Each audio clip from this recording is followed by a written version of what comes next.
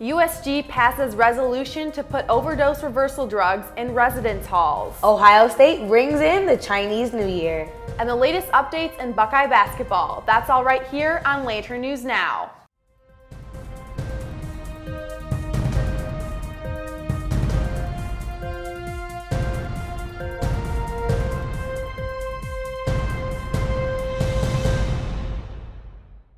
Thank you for joining us. I'm Elizabeth Suarez. And I'm Jamela Muhammad. You're watching Lantern News Now.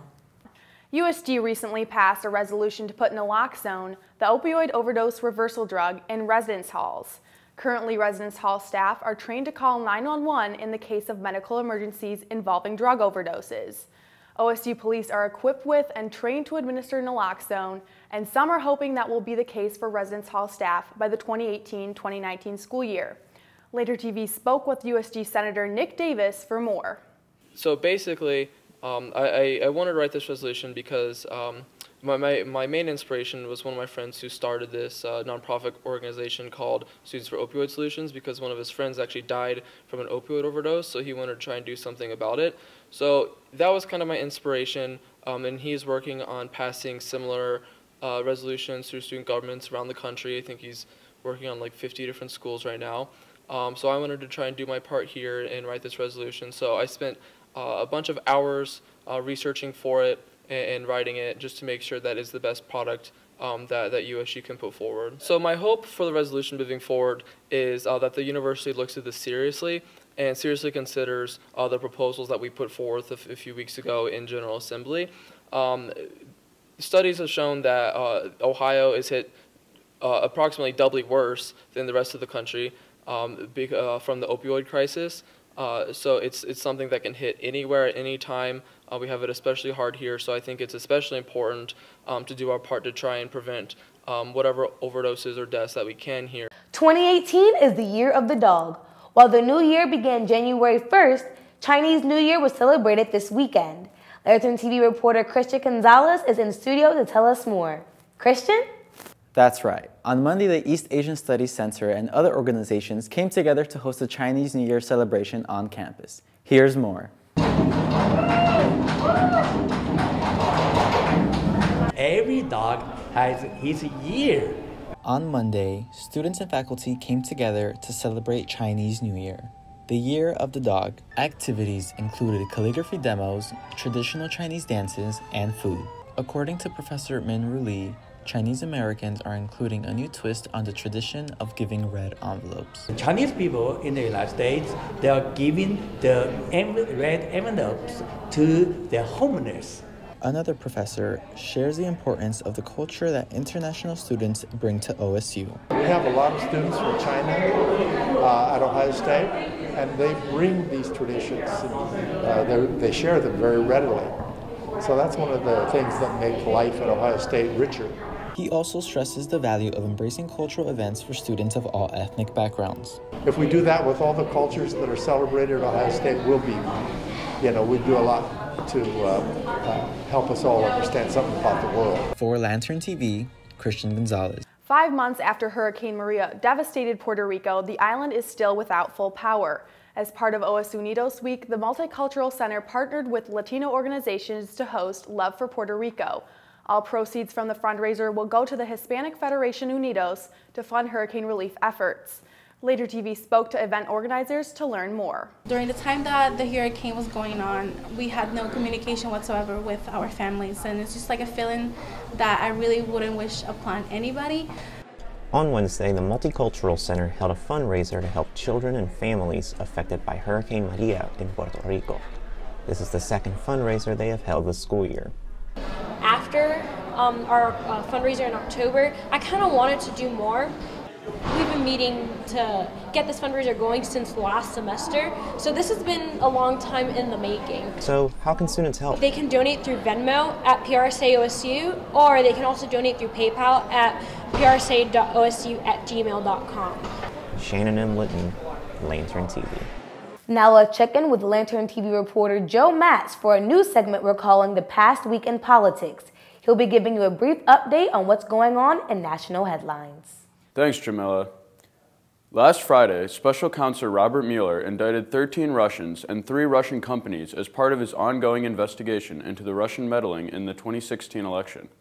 They are accused of trying to sway the election by supporting the Trump campaign and denigrating the Clinton campaign.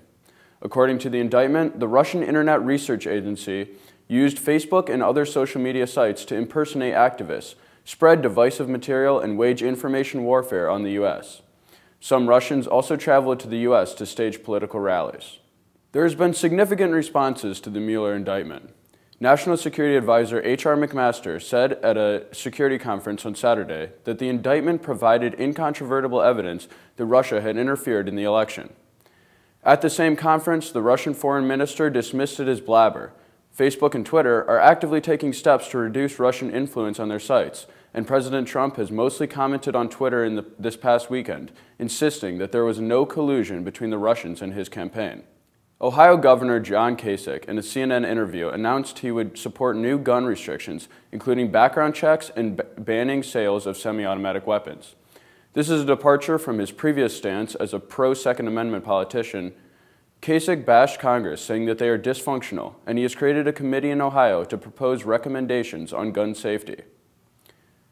Now let's check in with the sports desk for the latest in Buckeye basketball. It was senior day at the shop for the Ohio State women's basketball team Sunday afternoon. Seniors Stephanie Bavanga, Lene Harper, Alexa Hart, Asia Doss, and Kelsey Mitchell were all honored prior to their game against Purdue. The seniors ended the day with a 73-60 win over the Boilermakers, tying Maryland for the #1 spot in the Big Ten at 11-3. Senior guard Kelsey Mitchell led the Buckeyes with 26 points and had a season high of 8 rebounds. Ohio State took an early lead with a 10-0 run and finished the first half up by 3 points. Purdue gained its first lead of the game 2 minutes into the third quarter, but it didn't last long as the Buckeyes quickly responded with another 10-0 run. Ohio State would carry the momentum into the fourth quarter, outscoring the Boilermakers by 5 points. Senior forward Stephanie Mavunga finished the game with 15 points and 12 rebounds. The Buckeyes shot 43.9% from the field and was 5 for 18 from the three-point range. We had really good practices leading up to this game, and we had a sense of urgency. We had great effort, great focus, and so I thought we played really hard today overall. The seniors play their last game at the shop Wednesday night at 7 p.m. against Northwestern. Tuesday night was senior night for the men's basketball team as well, as the Buckeyes welcomed the Rutgers Scarlet Knights. Rutgers jumped out to a very early lead, but the Buckeyes would go up in the first half and never look back. Senior guard Cam Williams gave Ohio State an early boost, coming out 3 for 3 from deep and ending the game with 13 points. Junior guard CJ Jackson led the team in scoring with 18 points as the Buckeyes cruised past the Scarlet Knights 79-52. After the games, emotions for the senior class began to boil over as seniors Williams, Jayshawn Tate, Andrew Dockich, and graduate Kata Bates-Diop faced the crowd for the final time at Value City Arena. We're family. You guys pick me up almost every day. I get a text from one of y'all. And just having that support cast that y'all care about me and y'all think about me, man. It's great.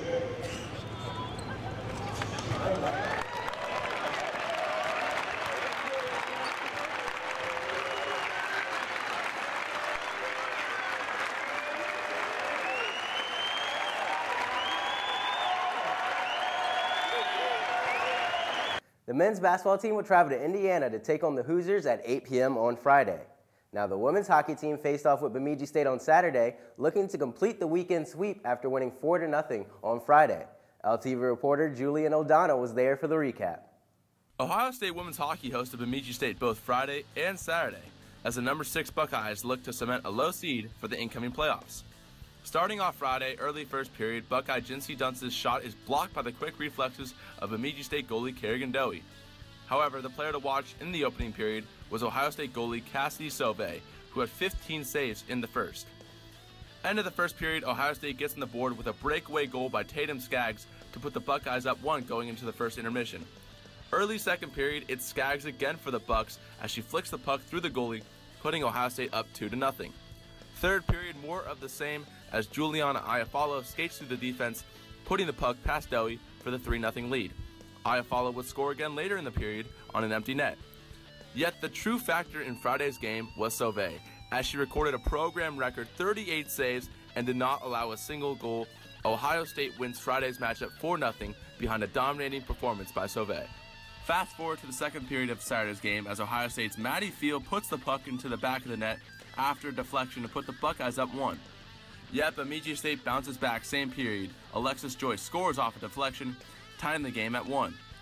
Third period now, over 5 minutes into the period, Bemidji State on the power play as Jackie Costa puts in the puck after bouncing off Sauvé to give Bemidji the 2-1 lead.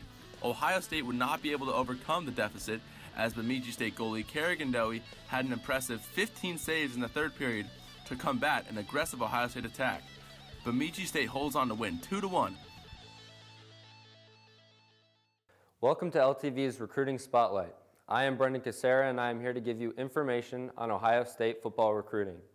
This week's spotlight is on Nicholas Petit-Frere. Petit-Frere was one of the biggest signings for the Buckeyes this offseason because of the lack of depth at offensive tackle. He is a 6'6", 272-pound tackle out of Berkeley Prep in Tampa, Florida. Petit-Frere was listed as a 5-star in this year's class and the #1 overall player at his position. He garnered a lot of attention and received his first offer as a freshman from the Michigan Wolverines. He is a guy with high energy but could put on some more muscle. Petit-Frere visited Columbus on February 2nd and committed 5 days later on National Signing Day.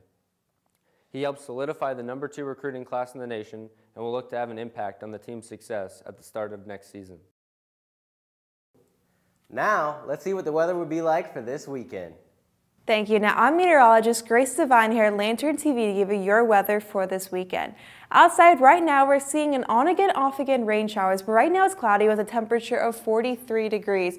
And we'll continue to see these showers continue on and off through today, but luckily as we go on later today, it will slow on up. So on tomorrow, we'll see the showers start up again though, once again, and we'll see a temperature of 60 degrees, so it'll be quite warm out though. Saturday, showers will also continue on with us, a little cooler though at 52. Sunday, we'll finally have an end to it and a warm, nice day of 59 degrees. So like I said, tonight we'll finally see these showers come to an end. So this is gonna be what we'll be seeing tonight. So you see all the showers are out of our way, so we'll have a clear night.